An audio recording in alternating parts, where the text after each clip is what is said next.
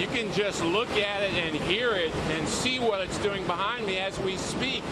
I can actually see a tree snap in half. Anyone on the roads at this point is in great danger. This is the kind of wind, well over 120 miles per hour, that could blow your car off the road and that could make you airborne if you go out there.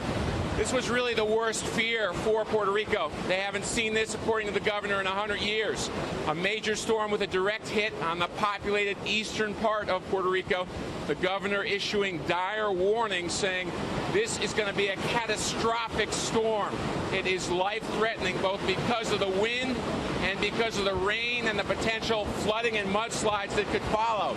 So for the next couple days, this U.S. territory of 3.5 million people is really going to be on edge. We are seeing trees snap. We are seeing debris fly from the roofs of buildings.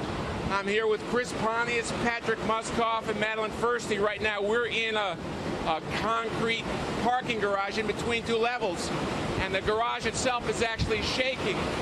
So if you're in a wooden house with a zinc roof, as many people in central Puerto Rico are, you're in a life-threatening situation. This is a terrifying morning for this island. Back to you guys. Steve, I've got a question for you. Because it has been so long since Puerto Rico has taken a direct hit from a big storm like this, are the shelters fortified to protect people if people have gone to the local shelters?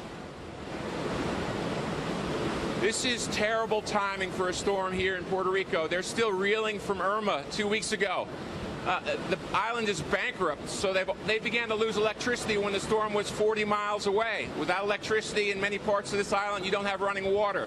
So this is terrible timing. Bankrupt, still hurt by Irma, 40,000 people without power before the storm even began. So no, they're not ready. They were going door to door with bullhorns in low-lying areas saying, you know, get out of here, you're going to die if you're still here. But as of this morning, reports of only 4,000 or 5,000 people in shelters. They've opened up 500 shelters. President Trump has issued an emergency declaration. FEMA said they are going to help afterward with water and electricity. But for the next 12 hours, you know, it's not like in Florida where you can get in the car and drive to safety. Airports are closed. These people are largely on their own without power for the next day. All right, Steve Harrigan live in Puerto Rico, where the maximum sustained winds are about 155. Their wind gusts to 190 miles an hour. You saw the palm trees. They're missing the tops.